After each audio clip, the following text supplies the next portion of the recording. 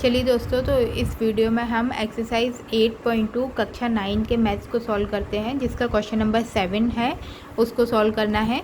तो इससे पहले हम क्वेश्चन नंबर 1 से लेकर 6 तक के अलग अलग वीडियोस बनाई हैं। उसमें 8.2 के 6 तक के सारे क्वेश्चनों का हल आपको मिल जाएगा। तो अगर आपने वो वीडियोस नहीं देखी हैं तो मेरे प्लेलिस्ट में जाकर उन वीडियोस को सर्च कर सकते हैं, तो आपको उन सारे क्वेश्चनों के सॉल्यूशन मिल जाएंगे। तो इस वीडियो में हम क्वेश्चन नंबर 7 को हल करते हैं। तो चलिए इसको एक बार हम रीड कर लेते हैं, क्वेश्चन में क्या पूछा गया है। तो क्वेश्चन हमारे इस प्रकार से है कि ABC एक त्रिभुज है जिसका कोण C समकोण है और कर्ण AB के मध्य बिंदु M से होकर BC के समांतर खींची गई रेखा AC को D पर प्रतिच्छेद करती है। तो दर्शाइए कि D भुजा AC का मध्य बिंदु है, MD जो है वो लंब है AC पर, और CM बराबर MA बराबर 1/2 AB है।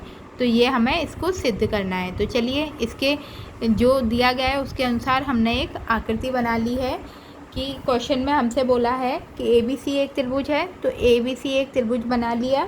अब इस त्रिभुज में C कोण जो है वो समकोण है, तो इसको हमने समकोण कर दिया।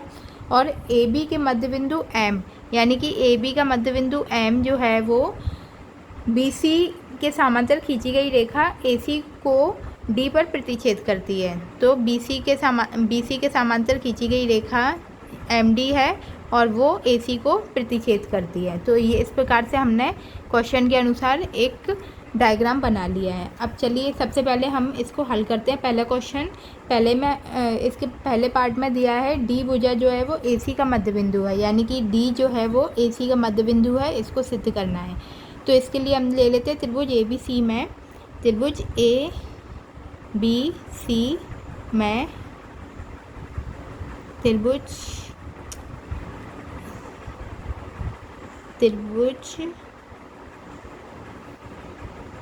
तो इस प्रकार से लिख दिया त्रिभुज ABC में M क्या है, AB का मध्य बिंदु है। M जो है वो AB का मध्य बिंदु, ठीक है।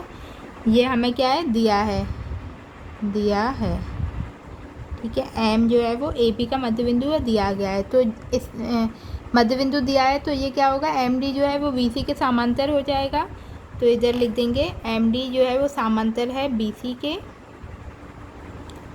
MD समांतर है BC के। तो MD जब BC के समांतर है, क्योंकि MD AC को समद्विभाजित करता है, MD जो है वो AC को समद्विभाजित करता है। तो इधर लिख देंगे MD AC को समद्विभाजित करता है, समद्विभाजित करता है। तो जब ये समद्विभाजित कर रहा है तो इससे क्या सिद्ध होता है, अतः D जो है वो AC का मध्य बिंदु है। तो D जो है वो AC का मध्य बिंदु है,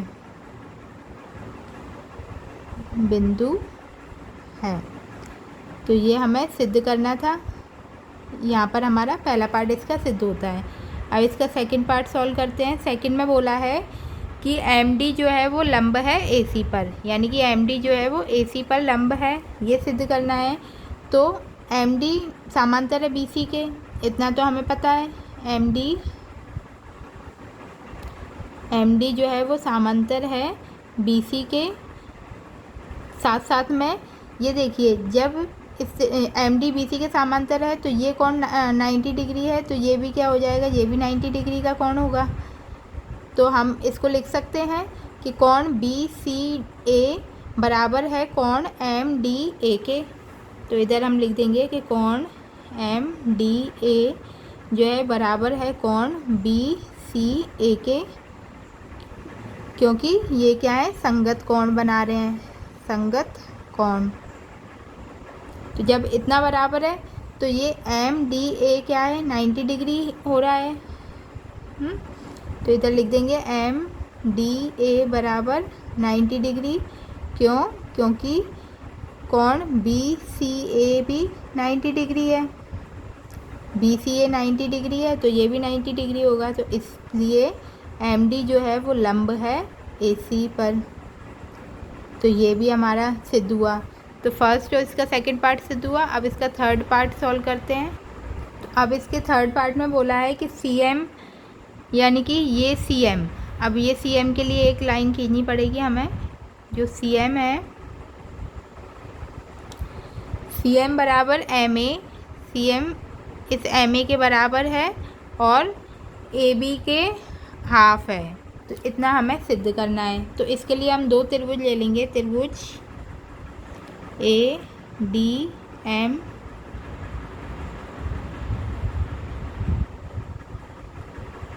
ADM तथा त्रिभुज CDM में। ठीक है, तो ये दो त्रिभुजों की हम बात कर रहे हैं। त्रिभुज ADM इतना त्रिभुज और CDM इतने त्रिभुज में ले रहे हैं, ये दोनों त्रिभुजों में ले रहे हैं हम। ठीक है, तो इन दोनों त्रिभुज को सर्वांग सम सिद्ध कर देंगे तो CPCT द्वारा हमारा वो सिद्ध हो जाएगा। तो इन दोनों त्रिभुज में AD बराबर CD है, AD जो है वो CD के बराबर है। क्यों? क्योंकि जो D है वो AC का मध्य बिंदु है, मध्य बिंदु। ठीक है, AD जो है वो CD के बराबर है। क्यों? क्योंकि D जो है AC का मध्य बिंदु है। और कोण ADM यानी कि कोण ADM किसके बराबर है? कोण CDM के। ये दोनों 90 डिग्री के हैं, कोण CDM के बराबर है। तीसरा, MD जो भुजा है वो इस वाले त्रिभुज में भी है, इसमें भी है, तो ये क्या होगी? उभयनिष्ठ। तो MD बराबर MD, ये क्या हो गया? उभयनिष्ठ। ठीक है, तो अब हमारा यहाँ सर्वांग समता का नियम लग रहा है, भुजा कोण भुजा, तो SAS सर्वांग समता नियम द्वारा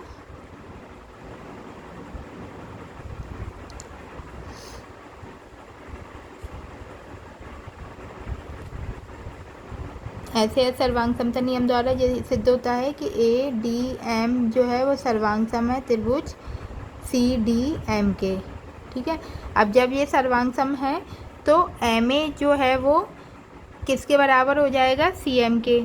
MA भुजा CM के बराबर हो जाएगी CPCT द्वारा। तो MA बराबर CM किसके द्वारा? CPCT द्वारा। और MA जो है वो हाफ ऑफ AB है, MA जो है वो हाफ ऑफ AB है। क्यों? क्योंकि M जो है वो AB का मध्य बिंदु है, AB का मध्य बिंदु है। तो इसलिए दोनों के LHS सेम है, तो ये भी बराबर हो जाएगा। इसलिए जो CM है वो MA के बराबर है और MA जो है 1/2 AB के भी बराबर है। तो ये हमें सिद्ध हुआ, यहाँ पर सिद्ध हुआ। तो इधर हमारा question number third part, question number 7 का थर्ड पार्ट यहाँ पर हमारा सिद्ध होता है। ठीक है, तो इसको आप अपने नोटबुक में नोट कर लीजिएगा, फिर स्टेप बाय स्टेप इसको समझिए वीडियो पॉज करके, तो आपको आसानी से समझ में आएगा। और इसी प्रकार से ये हमारा चैप्टर भी यहाँ पर कंप्लीट होता है। तो चैप्टर 8 मेरे प्लेलिस्ट में आपको ये सारी वीडियोस मिल जाएंगी। चैप्टर 8 का एक्सरसाइज 8.1 और 8.2 के सारे क्वेश्चंस वहाँ पर अवेलेबल हैं, तो आप देख सकते हैं। अगर आप वीडियो को पहली बार देख रहे हैं तो इसको सब्सक्राइब ज़रूर करें, जिससे आने वाले चैप्टरों के वीडियो के नोटिफिकेशन भी आपको मिलते जाएंगे। तो धन्यवाद। आप इसको ज़्यादा से ज़्यादा शेयर करें, लाइक करें और सब्सक्राइब करें।